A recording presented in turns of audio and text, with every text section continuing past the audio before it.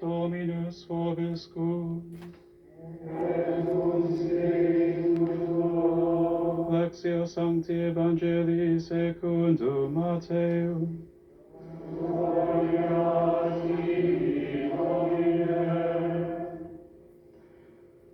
Jesus said to his disciples, En aquel tiempo dijo Jesús a sus discípulos, cuando venga en su gloria el Hijo del Hombre y todos los ángeles con él, se sentará en el trono de su gloria y serán reunidas ante él todas las naciones. Él separará a unos de otros como un pastor separa las ovejas de las cabras, y pondrá las ovejas a su derecha y las cabras a su izquierda. Entonces dirá el rey a los de su derecha, vengan ustedes benditos de mi Padre, hereden el reino preparado para ustedes desde la creación del mundo. Porque tuve hambre y me dieron de comer, tuve sed y me dieron de beber, fui forastero y me hospedaron, estuve desnudo y me vistieron, enfermo y me visitaron, en la cárcel y vinieron a verme.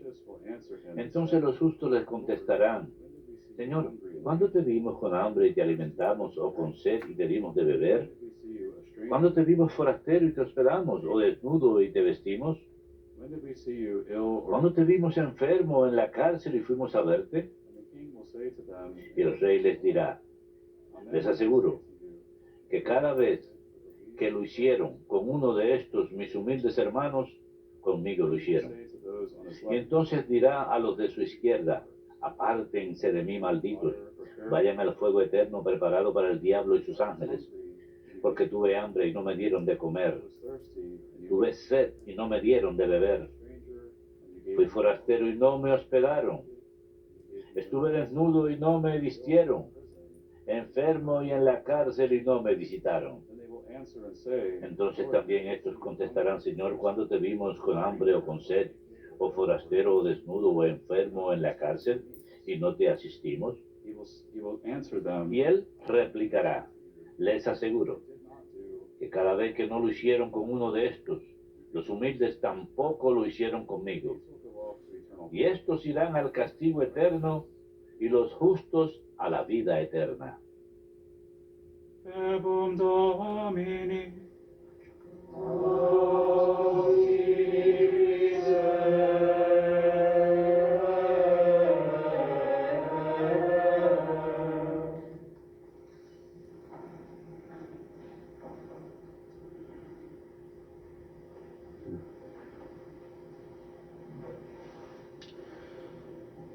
Today in the United States of America, El día de hoy en los Estados Unidos de Norteamérica celebramos el Día de Independencia como feriado federal, y para las diócesis en Estados Unidos la Iglesia ha proveído textos de lecturas litúrgicas apropiados para esta fiesta. Estas lecturas reflejan, estas oraciones reflejan el deseo de agradecer a Dios por haber establecido una nación, pero también para reconocer nuestra necesidad de seguir laborando para la visión de una nación de verdadera paz y justicia para todos. Como estadounidenses debemos estar agradecidos por lo que hemos recibido y por las muchas bendiciones y gracias que disfrutamos. Al mismo tiempo reconocemos que aún hay muchas personas en todo el mundo e incluso en nuestro propio país que viven en áreas de pobreza extrema, guerra, violencia, opresión y marginalización. Mientras que ha habido grandes avances a lo largo de la historia para asegurar la paz y la justicia y proteger los derechos inalienables de todos los pueblos, aún queda mucho por hacer. Cuando los Estados Unidos funcionan como una democracia para el pueblo, puede convertirse en una señal, un microcosmos de la unidad y solidaridad que debe existir entre todas las naciones. Después de todo, los Estados Unidos es singular en el sentido de que muchos pueblos de muchas naciones han venido para vivir como una sola nación. Verdaderamente somos una nación de inmigrantes a partir de una variedad de países que han tenido que aprender a trabajar juntos a pesar de nuestras diferencias culturales, religiosas, sociales, culturales o de cualquier otro tipo. Para lograr la paz, la justicia y unidad en una nación tan diversa, debe haber un respeto fundamental por la dignidad de la persona humana, una preocupación genuina por el bien común de todos y un espíritu de cooperación y participación entre todos los ciudadanos según los principios de solidaridad y hermandad. En otras palabras, los ciudadanos de nuestra nación deben ser guiados por los principios de la enseñanza social católica, una enseñanza que trasciende todas las barreras sociales y seculares y religiosas y busca unir a todas las personas en los vínculos de paz y justicia.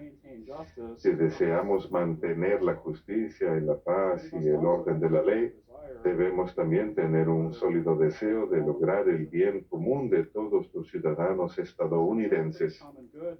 Esta preocupación por el bien común también debe extenderse a otras naciones, especialmente aquellas que no disfrutan el mismo nivel de riqueza y privilegio que los Estados Unidos. La paz y la justicia no pueden existir donde la gente le sea negada el acceso a sus necesidades humanas básicas o donde son negadas los derechos fundamentales, aquellos delineados en la Declaración de Independencia, el derecho a la vida, independencia y la búsqueda de la felicidad. La enseñanza de la Iglesia sobre el bien común no es algo que la Iglesia inventó en un vacío. Es parte de la enseñanza tradicional de la Iglesia que se remonta a la ley mosaica en el Antiguo Testamento. Una buena definición del bien común puede encontrarse en el compendio de la doctrina social de la Iglesia. Es un documento oficial de la Iglesia, en el párrafo 164, que dice: el principio del bien común, en el que cada aspecto de la vida social debe estar relacionado si ha de alcanzar su significado más pleno, nace de la dignidad, unidad e igualdad de todos los pueblos. Según su sentido ampliamente aceptado, el bien común indica la suma total de las condiciones sociales que permiten a los pueblos, ya sea como grupos o individuos, llegar a su realización más plena y fácilmente. Como indica el compendio, esta definición nos da un contexto amplio para evaluar funciones de nuestra nación y cuán eficazmente busca el bien común, no solo para las élites y las clases altas, sino para todos los pueblos. Si miramos a la sociedad estadounidense o cualquier sociedad y vemos que ciertas personas les están siendo negadas acceso a la realización de sus necesidades, o si vemos innecesarios obstáculos siendo erigidos para hacer difícil para ciertas personas llegar a su realización, entonces la virtud de la justicia exige que laboremos para corregir estas injusticias, incluyendo las injusticias sistémicas que suelen mantener a los pobres en la pobreza o que margina a ciertos grupos de personas como las minorías. Como católicos debemos ser principalmente guiados por la regla de oro, que manda que hagamos al prójimo como deseamos que los demás hagan con nosotros. Si queremos que otros luchen en nuestro nombre para asegurar nuestros derechos, debemos estar dispuestos a hacer lo mismo por nuestros hermanos. Si miramos el Antiguo Testamento, vemos que el Señor Dios continuamente manda a su pueblo a que busque el bien común para todos.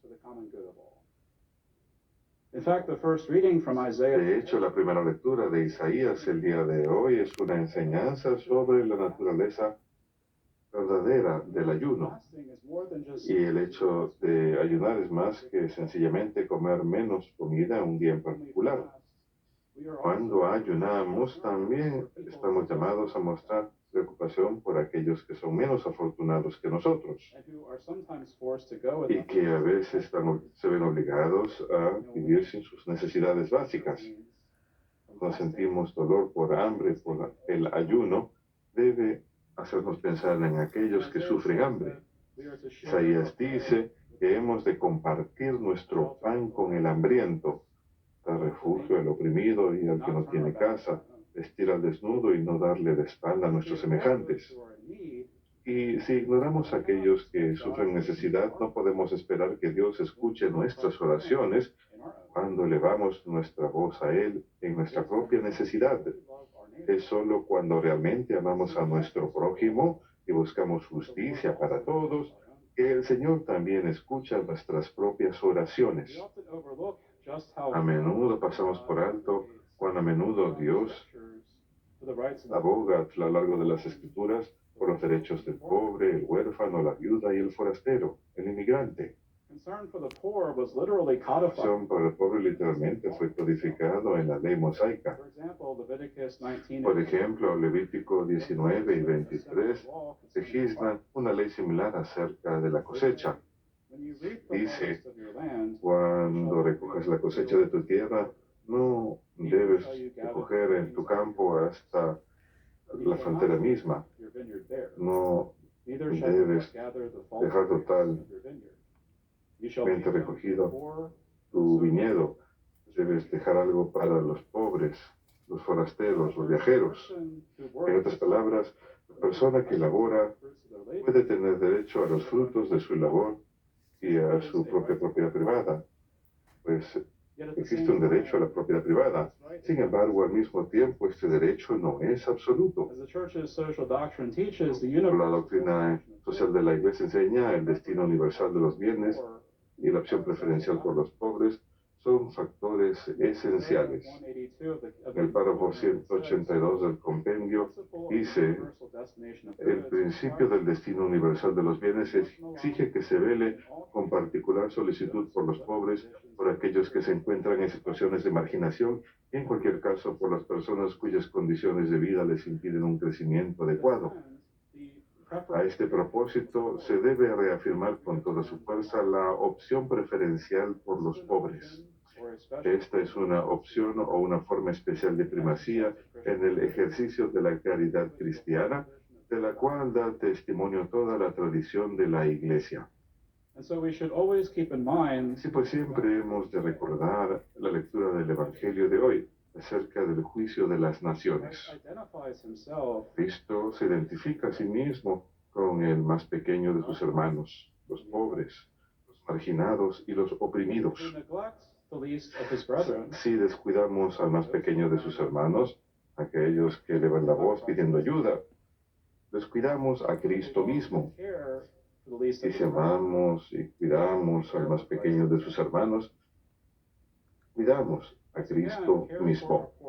Nuevamente, el cuidado por nuestros hermanos pobres es simplemente mandado en otro lugar en el libro de Levítico, capítulo 25, que dice, si tu hermano se vuelve pobre, no puede mantenerse con ustedes, tú debes mantenerlo. Como forastero y viajante debe vivir con usted. No le cobres interés ni beneficio, sino teme a tu Dios. Que tu hermano vive a tu lado. No debes prestarle con interés ni darle alimento a cambio de beneficio. Yo soy el Señor tu Dios que te sacó de la tierra de Egipto para darte la tierra de Canaán y para ser tu Dios. Y nuevamente en Deuteronomio 15 dice, si entre ustedes hay un hombre pobre, uno de vuestros hermanos, en alguno de los pueblos en tu tierra que el Señor Dios te da, no debes endurecer tu corazón y levantar tu mano contra tu hermano pobre, sino debes abrir tu mano a él, prestarle lo suficiente para su necesidad. Cualquiera sea, debes darle libremente y tu corazón no debe guardar rencor cuando le des a él. Que por ello el Señor tu Dios te bendecirá en todas tus labores y tus empresas. Así que hoy, al celebrar en Estados Unidos el día en que declaramos nuestra independencia y establecimos nuestra nación entre la familia de las naciones, damos gracias a Dios por su providencia, sus bendiciones y su gracia. También reconocemos que aún hay muchas personas en este país y en todo el mundo que sufren de pobreza e injusticia y elevan su voz pidiendo nuestra ayuda y apoyo. en especial por la ayuda y apoyo de los cristianos.